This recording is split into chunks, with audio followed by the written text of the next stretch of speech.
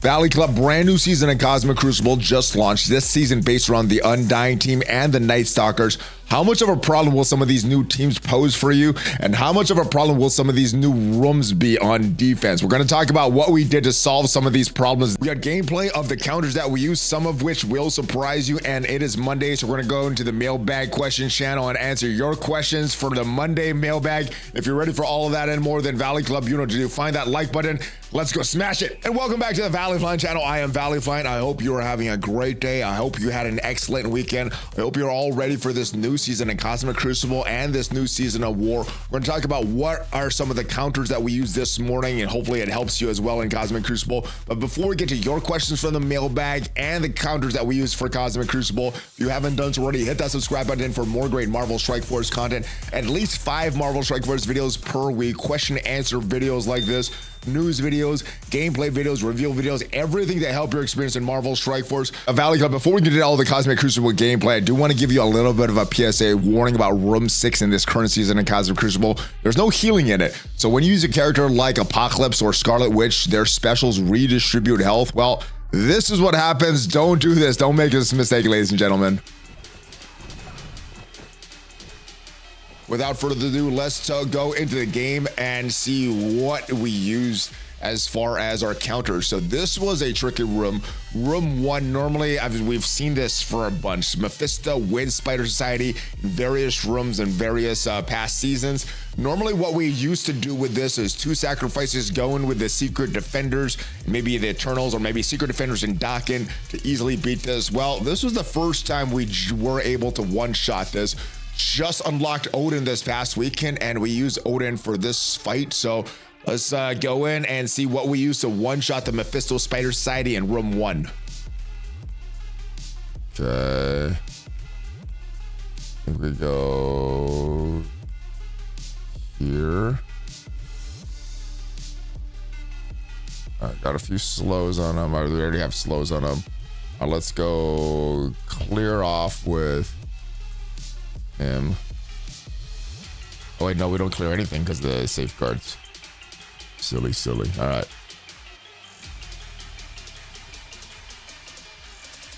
Just press buttons and win. All right. Is it that easy with Odin? The first time I've not had to do a double sack. So let's see if this. All right, we got Shocker going. Odin's about to go. Take off that mark of Mephisto.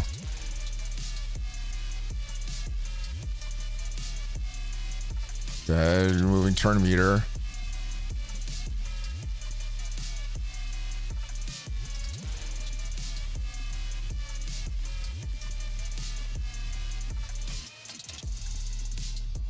All right, mark of Mephisto, or the mark of Odin is on.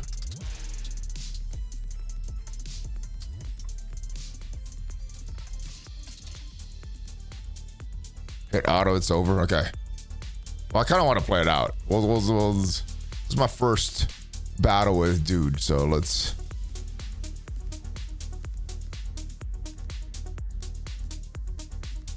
Penny screws everything up. Oh, but they die anyway. Okay. Onan says, Penny, you can't screw this up.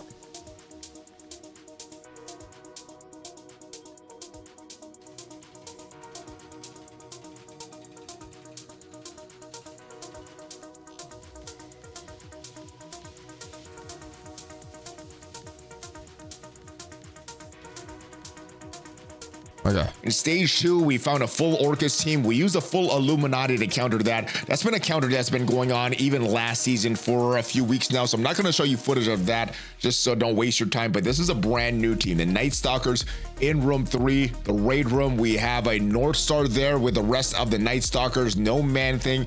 What we used is a full hive mind to counter that. Let's go take a look at the footage, see what we did to counter this in room 3. All right. We put on something else. Let's go here and then maybe spread it with Venom. He's just gonna die, right? I mean, he's just gonna dodge it. All right, we'll ult it.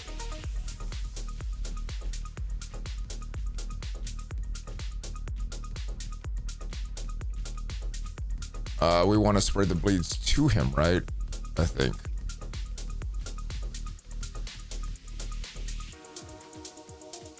All right, I guess we're good. They're all dead.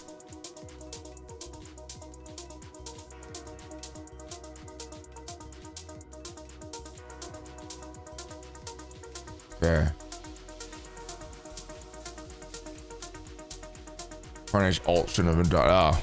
Stage 4 had the Annihilators with Super Skrull, Miss Marvel, Hardlight, Brian the Mercs for money with Guardian. That didn't work so well. We weren't able to get the gore in time, and we just got smashed. Second fight, we brought in a Pre-Taunt instead of Guardian, and that fight went very different. Now, the Pre-Taunt did die in Sasquatch, but we were able to get the gore before we got to the rest of these characters. Let's go check out the footage of what we did to win this battle here with the Pre-Taunt and Sasquatch. Okay. Back. Old man Logan gets hit. Dawkins goes. It's slow on gore. That's a good thing.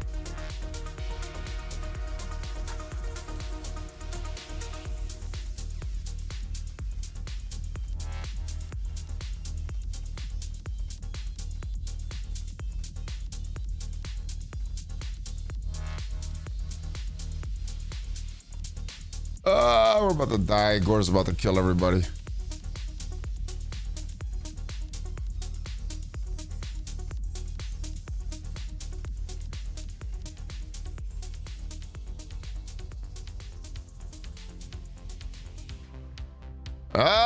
Here comes Gore.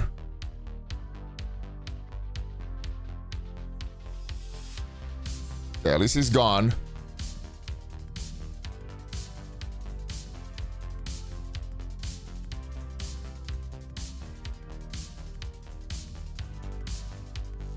And we go here. I think we go there. Okay, he's got the revive once. That's what we wanted with Silver Surfer.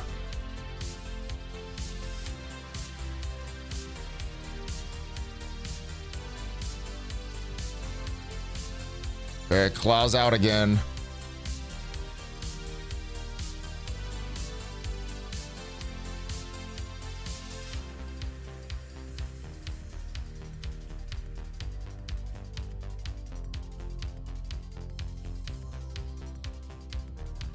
We're good on time. We're at 2:25. Yeah.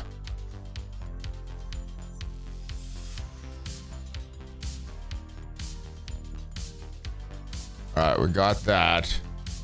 Stage 5 was a pretty easy battle. This was kind of our leftover characters that we just used to clean up this room. Should be a pretty easy battle, but this was not a counter that I've used previously, so I did want to show you footage of this. Hopefully we can still, hopefully our opponent, I think I take out Forge, right?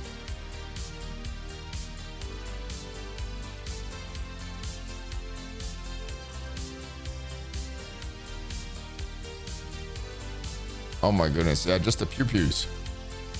And last but not least was stage 6, the crazy updog room. We found a Black Knight, Val, Endgame Thanos, Ares, and a Nightcrawler. We used the correct team. We did some misplays. This should have been a total thrashing, but we did get the win. We did get the one shot, but yeah, we should not have lost Kang. We should not have lost Leader. We should not have lost Iron Patriot. We'll show you what we did to screw up, and hopefully using this counter, you could use it a lot more effectively than I did in this battle. All right, we're gonna basic. Does Nightcrawler go first or not? Let's see. Kang still goes first. All right, we're gonna basic into him. It's the game, not your PC. Unfortunately, as much as I'd like it to be the game and not my PC, it's my PC.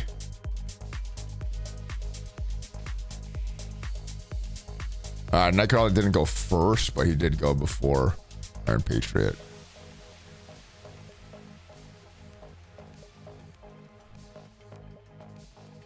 All right, Thanos is not going to be happy with this.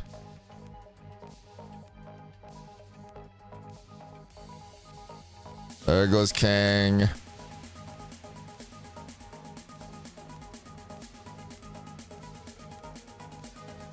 right, let's take her out just so she can't revive anybody. Let's make sure she's gone. Now make sure he's gone. Oh no, he's not gonna be gone.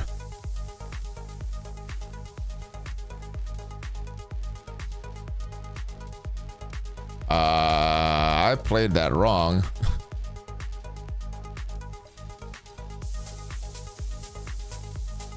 All right, we got the win, but man, that was bad. So that's what we did this morning. I did want to show you one battle from last season. We found an Odin on defense and we're able to one-shot that. So I did want to show you the footage in case you see an Odin on defense. I know the room rules are going to be a little different, but this is a counter that works if you do see Odin on defense. Scary one here.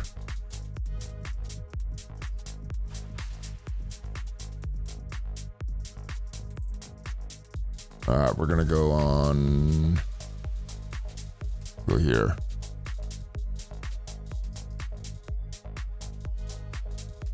Just gotta smash straight through Odin.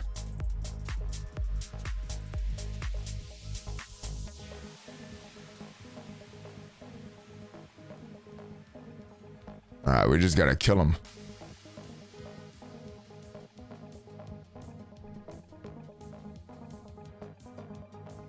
I think we want to go here.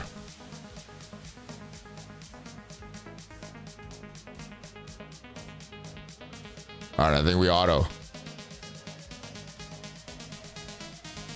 All right, wow, that team is impressive. So I hope those Cosmic Crucible battles help you out with some of these new teams that you may be seeing in Cosmic Crucible and facing some of these new room rules that you may see in Cosmic Crucible as well. But let's get to your mailbag questions of the week, and big shout out to everybody that left a mailbag question. We do this about every single week or so. If you want to get one of your questions answered for one of these mailbag videos, make sure you join the Discord. The link is down below. Go to the mailbag question channel, ask your question there. But first question of the week, Valley got a quick question for the mailbag. With Scopely bringing so many new teams lately, is there going to be an addition to the incursion nodes to enhance these new teams? I would say probably not. I think they want to go forward with these raids, which is why they made like the Orcus raid with lower difficulties. And I think that is designed so that newer alliances, mid-game alliances, could still go into these the current version of the raids, which again in this case is Orcus. So I don't think they're going to go back to some of these older raids, the incursion raids or the doom raids or the ultimates raids. I don't think they're going to go back and change any of them for the current teams, but I do think going forward what they're going to do is phase out some of these teams. So we got the older teams in the Extreme X-Men, the Hive Mind, and Spider Society. I think they're going to be phasing out 2 of those teams, keeping 1, and we're going to start a new raid. So, and at that point, I don't think they're going to go back and, look at the Orcus nodes and stuff like that either. So I think what they want is players, newer players, mid-game players, older players, all using that same raid team. So I don't think they're going to make any changes to those nodes. When do you think we're going to get a full vampire minion team as a playable characters? I don't think we're going to get a full vampire team as a minion playable characters. The names are confirmed: Defiler, Brute, Stalker, Enforcer, and I believe the 5th one is Healer. So these are the vampires here, and these are the vampires that are gonna be in the Vampires and Zombies event. We did see a preview of it when it went live earlier this week, but it should be live later today with these characters. But yeah, I think they're just made for the PvE content. I don't think they're going to be playable characters. At least I hope they're not going to be playable characters, because I want named characters in Marvel Strike Force, characters in the Marvel universe that I know, not these minion characters in the game. So yeah, I hope they don't. But yeah, I don't think they're gonna be characters in the game. All right, Valley got a question about the Time Heist offers. Again, if I buy one, we'll get locked out of all of them. Also, when do you think Old Man Logan will be back? As far as these Time Heist offers, I can't confirm this, but because I haven't bought in any of these, because normally when they release these, I'm at the commander level, the max commander level already, and already have the teams out. So it never really made sense for me to buy any of these. But I know for a lot of players trying to catch up, this does make sense, gets you right to that level there.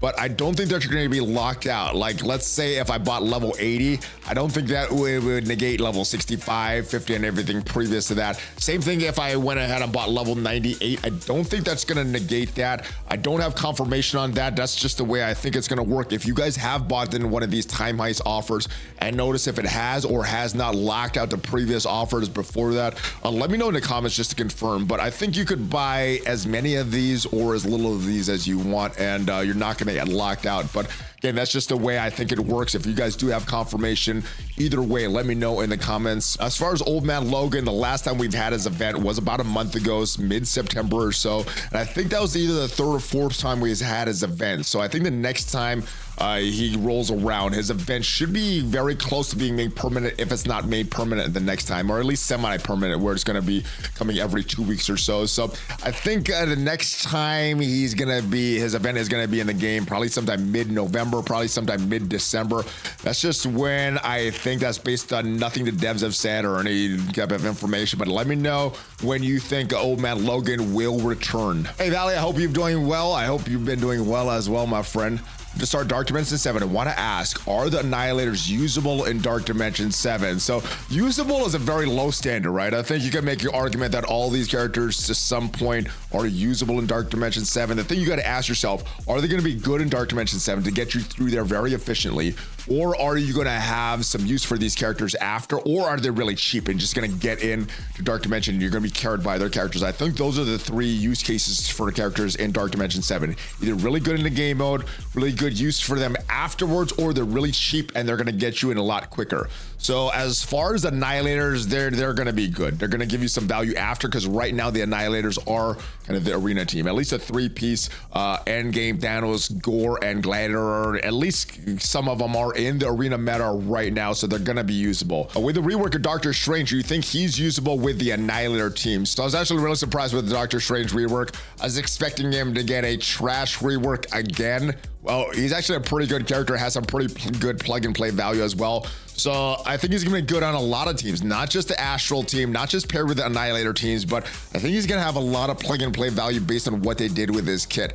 Not just having the bonuses extended to Secret Defenders or the Supernatural team, it's extended to allies for a lot of this stuff. And I like the thematic part of him summoning a extra Wong as well. So I think Doctor Strange will definitely be usable in Dark Dimension 7, whether you pair him with Annihilators or not. I think he'll give you some value there. And also, do you think Blade, Oath, and Moon Knight can pair well with Penny and Peter B, or should I stick to full Spider Society, trying to use the new rework characters in a game? Yeah, I think that's a fun thing, right? Because they're newer characters. You want to get some use out of them instead of the characters that we've been using for a while.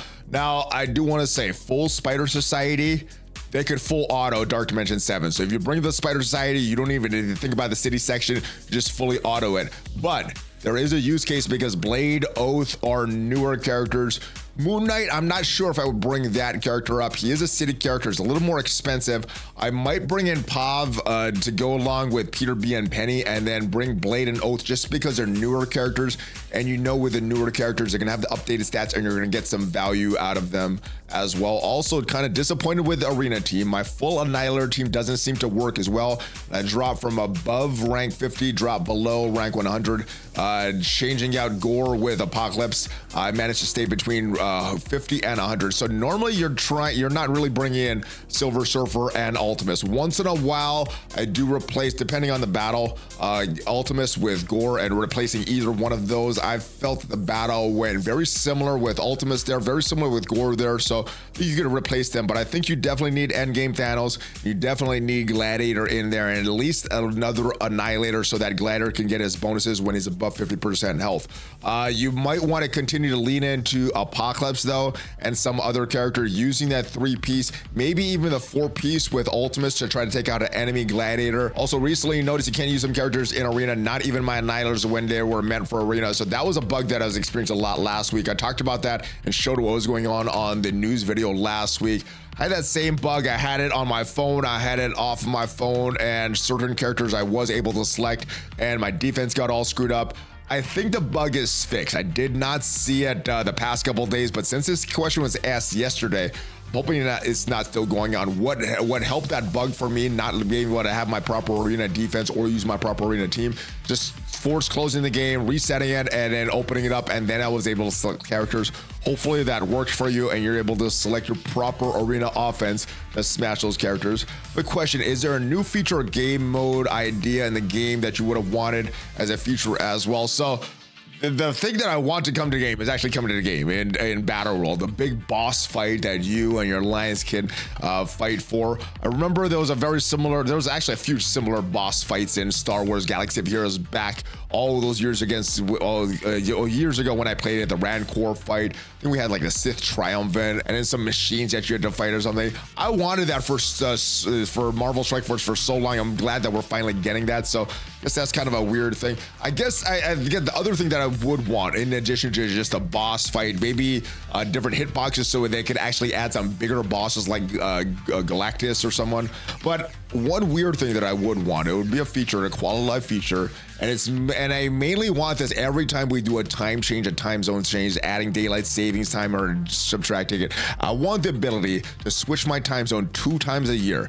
I know that creates problems if we were doing that all the time. You could kind of manipulate your rankings, but if they allowed us to do that 2 times a year, I don't think we could manipulate rankings in arena and all that stuff, and it will allow us to mitigate the daylight savings time and stuff. So that would be a feature that I want in game. I know it's not like a highly requested feature of the community, but that's something that I want every single time we switch from daylight savings time and back. And I was like, hey, can we reinvestigate this? And it hasn't been done over the years. And I actually think Swaga had that feature 5 years ago, back when I was stopped playing that, and it's still not in Marvel Strike Force. So hopefully they can add that feature in as well. But I'm looking forward to the boss battles. ValleyFlyin, which are you more excited for? Captain Britain coming free to play, Shadow King coming to game, or Professor X coming to game?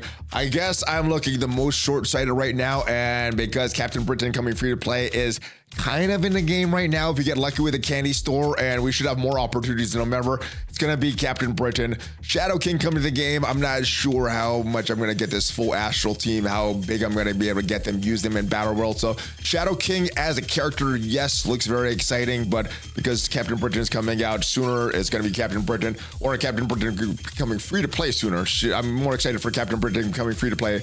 Xavier, that is way far away, so I don't really have too much hype for Xavier yet, but as it gets closer and closer and closer, we see some of the requirements for what probably is going to be Dark Dimension 9. Well, I'm probably going to get more excited for Xavier. And Valley, just want to know the best ISO for Hank Pym and Black Panther Shuri.